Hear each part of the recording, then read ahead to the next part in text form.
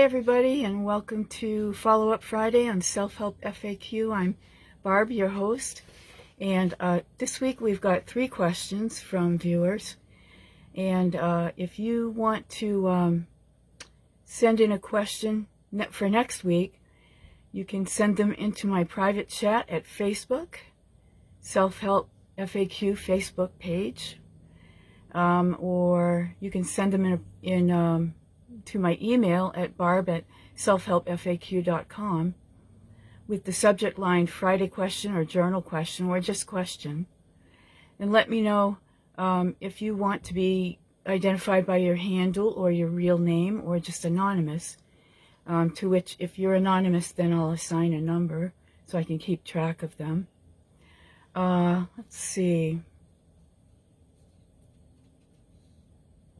Yes, and you could also write your questions in the comments below this video or any of the other videos that I have, and when I see it, I'll give it some consideration and I'll think over how to answer that for you.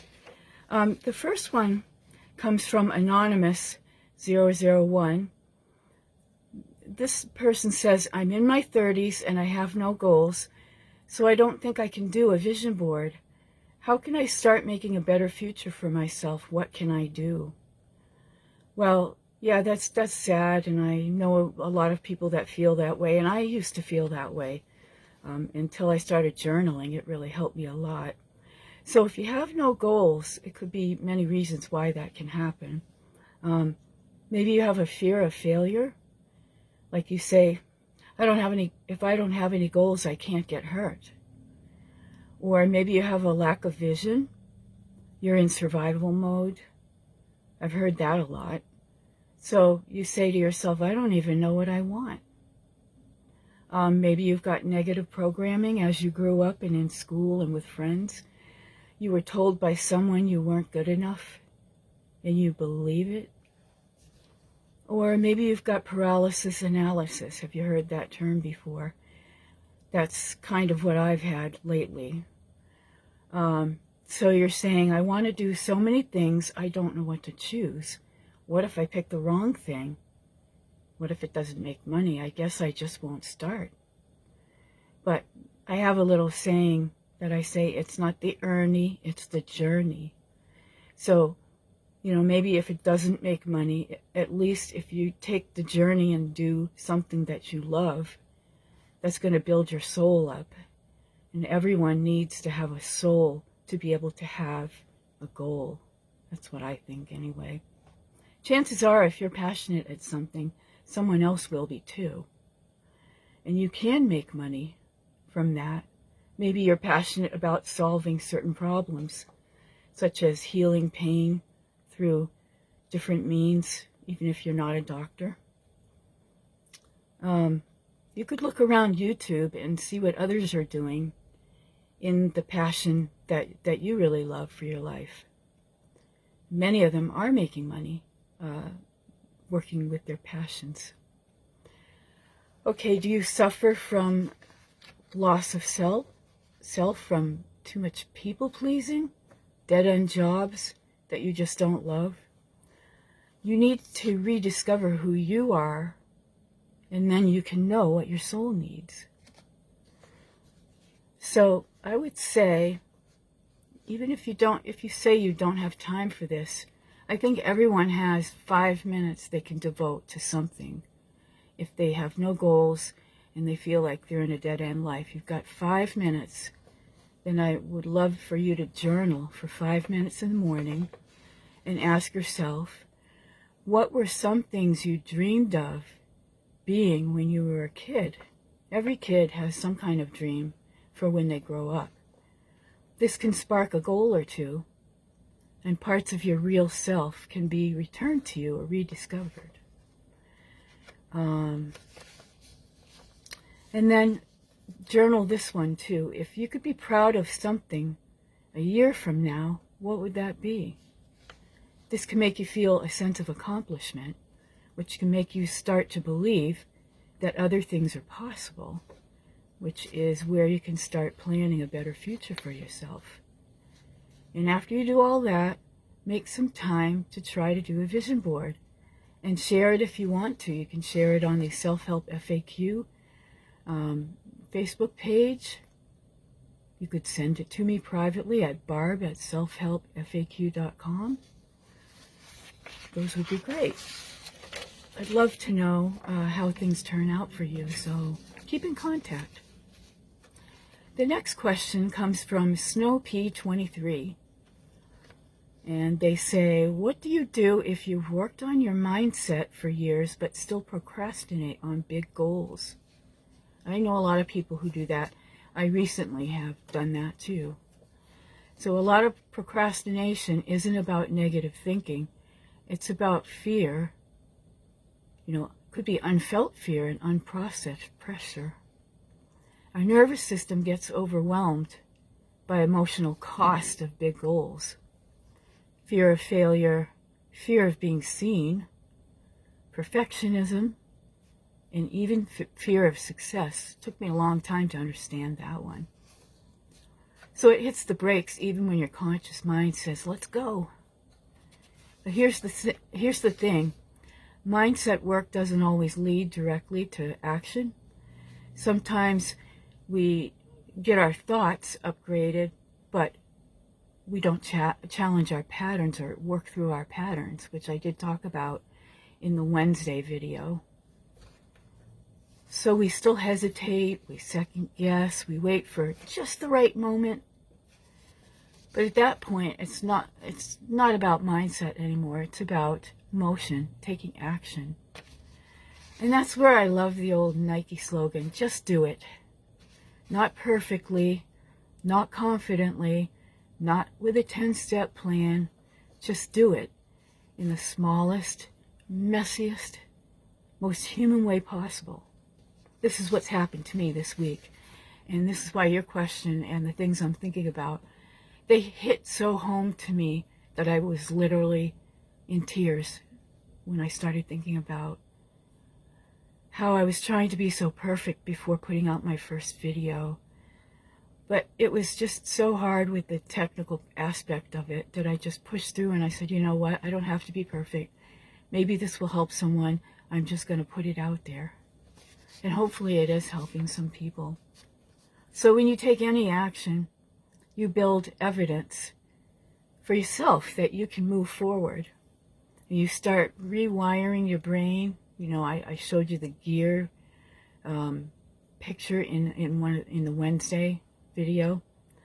You start rewiring, you start building better gears through experience, not just inspiration. So your experience is a good teacher. It's a great teacher. So you can't get experience unless you move forward and actually do something. So once you do something, you get experience. Once you get experience, you learn what works and what doesn't work. So, and then you just build on that. So this is what you should do. Try breaking down your big goal into emotionally neutral steps. So ask yourself, what's the very first 5-minute thing or action I can take that doesn't feel scary? What's a little thing you can do that doesn't feel scary? And what version of this goal feels sort of playful or maybe curious, and instead of feeling such a heavy burden, high stake cost? And use your journal to write. Now this is the big thing in the journal that you need to do. If I weren't afraid of anything today, I would fill in the blank. You might be surprised at what shows up. And I'd love to know, share with me if you do this exercise, and maybe come back in 30 days or so and let me know if something good is starting to happen for you. I'd love to know. Okay, last question for the day. It's not really a question, it was a comment I saw under my last video from Snoopy622 that I thought would fit right in with this week's theme of mindset, doubts in your future. Snoopy622 noted that I had talked about staying off social media to help your mindset. And Snoopy622 says, I agree about social media. It's very depressing and I'm trying to go there less and less. So yes, I agree. Social media can be depressing. It can be anxiety-inducing. And people usually go on because of FOMO. Have you heard of this? FOMO? It means fear of missing out. But ask yourself, do you really need to keep up with the Kardashians or the Joneses? Do you really need to know what political fights are going on? Does it really matter how many likes you get on Facebook or how many friends you might get? And it's so sad how social media has taken away most of our face-to-face interactions. We now live in a fake connected world showing fake lives, which mostly consists of gossip, one-upness, and angry political comments, touched up photos and videos, making us feel less than. We really don't need this. So as how to change this, I do have a chapter in my 3-in-1 journal, the blue journal, which is this one. I know it's going to look backwards because I've got the forward-facing phone on me. 3-in-1 guided journal, study guide, activity, workbook. It doesn't look like your usual beautiful little journals with the gold lettering and all of that. It looks like a workbook because it is a workbook. It's not just a feel-good journal, you know, get in touch with your feelings. In this book, you have to work on yourself to get where you want to go. So it is a workbook. I expect you to work. And the link to it, to buy it on Amazon, will be below the video. All right. Looking at my notes. So the chapter in the 3-in-1 journal is called Digital Detox. And it covers this subject, but for now I'll say you can try the following things to help you get off social media. You have to actually make a plan for your day, week, or month that you're going to get off social media. So it's like they've said before, if you fail to plan, then you plan to fail. So you've got to plan this out. You've got to plan out what you're going to replace the social media with, because it's so addicting, and you get so antsy feeling when you don't know certain things that you are used to getting to know that you don't need to know. So make a plan for your day, week, or month that you're getting off social media. Turn off your notifications and remove apps you don't need. You've got to be very strong about this. Be firm. Do some real things. Do some things in real life that uplift your soul and build a stronger, happier life. Like some of the following. Daily walks without social media. You can wear headphones to listen to some music that makes you feel energetic and happy. Or an uplifting TED Talk.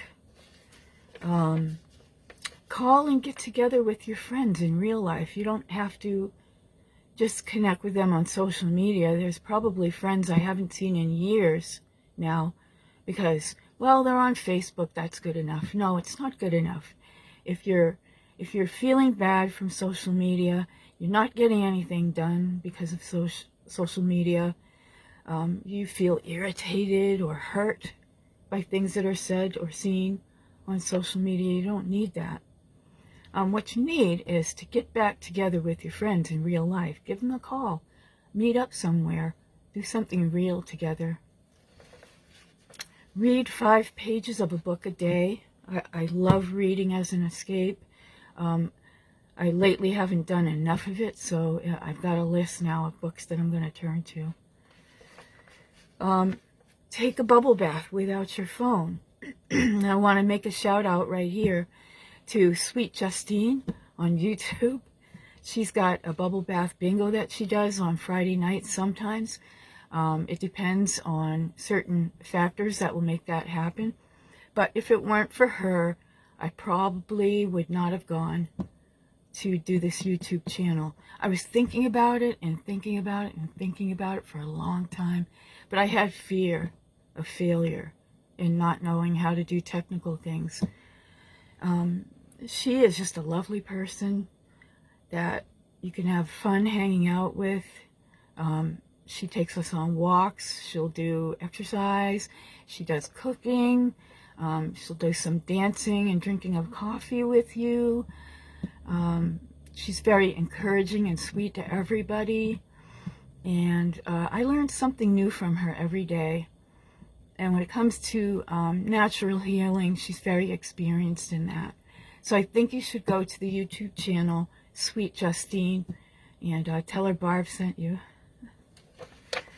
So another thing, prepare a recipe or two you've always wanted to try. That's something I am doing, and it's making my health a lot better. See the new movies in the theaters. That's a bit better than going on social media. And talk about it with your friends. And find out what events are happening near you. For me, I love going to see local bands. That's the next thing, local bands. But other events I like are going to see car shows. I love the old classic cars. Love the music. I like seafood festivals. I like going to zoos and amusement parks and beaches. Those are fun too. And so there's a lot of real life out there for you to experience. Don't spend your whole life, all your extra free moments, scrolling and sifting through nonsense. Get out there and do something real.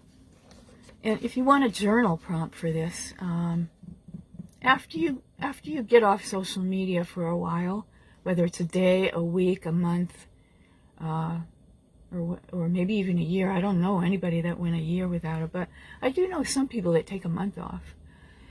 In your journal after this experience, write about these questions. How did I feel when I disconnected from social media? And what is something meaningful I can build with this extra time? So while you're out enjoying things, maybe when you're taking a walk or you sit in a park, think about something good you can build for your life with this extra time that you don't devote to scrolling about nothing. So thank you for tuning in. That's it for Follow-Up Friday questions, and thank you so much to everybody that wrote in. And I hope that you will write with any other questions you might have. I could feature you on a Friday. And if you don't want your name to be said publicly, then I can assign anonymous to you, but just let me know. And really, thank you for hanging out with me, and I hope to see you on Sunday for the next Successful Sunday video. Thank you, and have a great rest of your day.